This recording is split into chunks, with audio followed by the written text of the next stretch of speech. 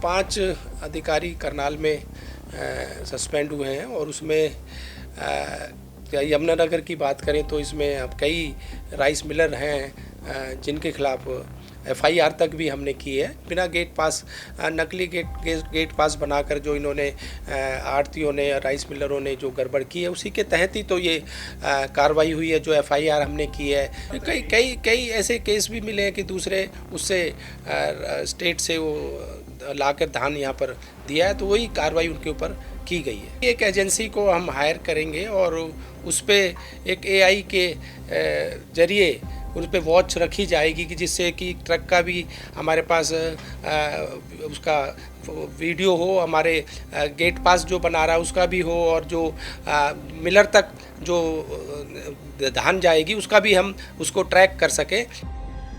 आज हमारे डिपार्टमेंट के अधिकारियों के साथ एक बैठक हुई है। उसमें हमारे एसीएस डायरेक्टर और सभी अधिकारी थे, और उसमें जो अभी एक दो जगह हमारी जो छापामारी हुई है, चाहे यमुनानगर की बात करें, करनाल की बात करें और कुरुक्षेत्र की बात करें, उसमें जो कुछ लोगों को हमने ऑफिसर्स को भी सस्पेंड किया है और उसमें जो कमियां पाई गई हैं उसके लिए एक टेक्निकल और एक एजेंसीज़ को हायर करेंगे जिससे एआई की तो उससे हम जो ये चोरियां हो रही है या गड़बड़ हो रही है उसको हम रोक सकें। उसके बारे में हमारी एक टेंडर के लिए बात हुई कि किसी एजेंसी को हायर करके इस तरह का एक टेंडर किया जाए जिससे ये जो गड़बड़ हो रही है या जो चोरी हो रही है इसको रोका जा सके। कितने अधिकारियों को जो है सस्पेंड किया गया और किस तरह के अधिकारी हैं लोग?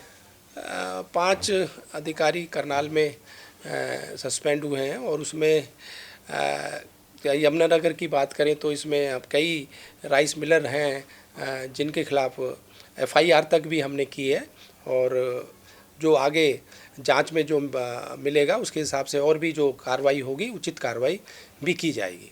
एक ये बड़ा मामला सामने है जिस पर विपक्ष लगातार आरोप लगा रहा है कि ये धान खरीद में बड़ा घोटाला हुआ है।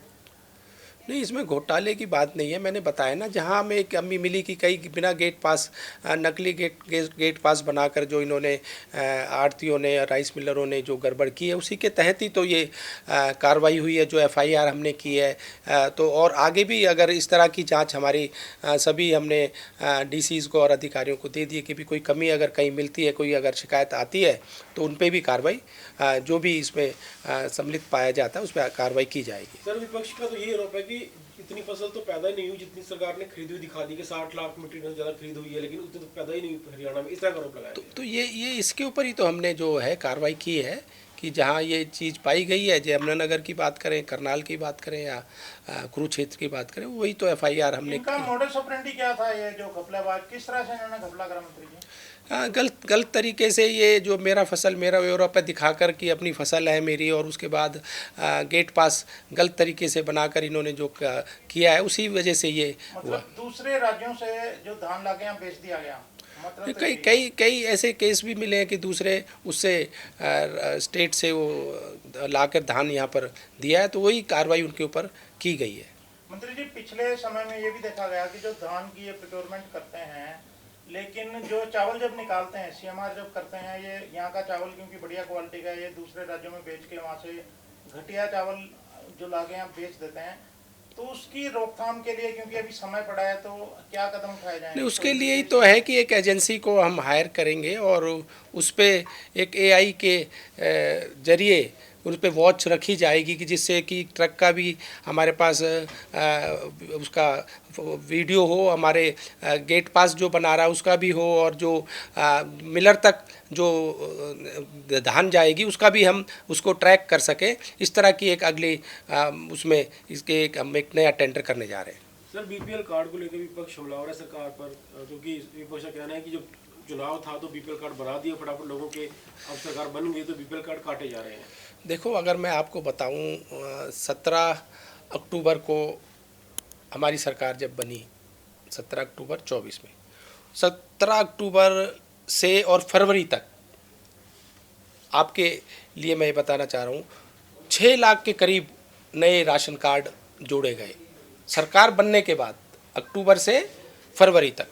तो इस तरह से ये बातें करनी निराधार है कि भाई ये चुनाव आए तो ये बना दिए। हमने तो इलेक्शन जब जीती सरकार, हमारी सरकार आई, उसके बाद भी 6 लाख के करीब कार्ड और बने। फिर विपक्ष के लोगों ने कहा कि भी ये गलत तरीके से बन गए, इतने लोगों के कार्ड कैसे बन गए, इतने बीपीएल का कैसे आ गए। तो उन्होंने कहा इनकी जांच की जाए, तो हमने जांच कराई। अब उसमें जांच में जो भी पाया गया कि चाहे जो जिन्होंने 1,80,000 से जिनकी इनकम ज़्यादा थी तो उनके कार्ड कटे भी। कई लोगों ने अपने आप भी को जो हमने एक निकाला था कि भाई अगर कोई अपनी स्वच्छता से अपने खुद चाहता है कि भाई मैं ये अपने कार्ड को सरेंडर करना चाहता हूँ, ऐसे भी बहुत से लोग इसमें आए। इसमें क्राइटेरिया के हिसाब से जैसे 4 व्हीलर जिसके पास है, बिजली का बिल जिसका ज़्यादा आ रहा है, तो वो उस तरह की इनकम टैक्स कोई अगर दे रहा है तो उसकी आय 1,80,000 से ज़्यादा होएगी। तो इसीलिए ये कार्ड जो है कम हुए। तो मंत्री जी, कितने ऐसे कार्ड जो हैं कटे?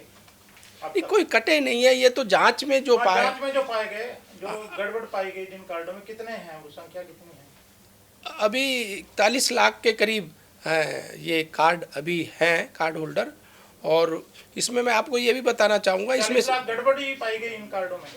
नहीं, 41 लाख के करीब है। अभी अगर हम देखें तो इनमें अभी भी ऐसे 4 लाख से ज़्यादा लोग हैं जो उपभोक्ता कंज्यूमर जिन्होंने आज तक मतलब 1 साल से ज़्यादा हो गया उनको अपने मतलब कार्ड उनके थे 1 साल से ज़्यादा, उन्होंने आज तक कोई भी अपना राशन नहीं लिया है। तो इससे पता लगता है कि ये 4 लाख लोग भी मतलब वो पात्र नहीं है जो राशन या उसका लाभ नहीं ले रहे हैं।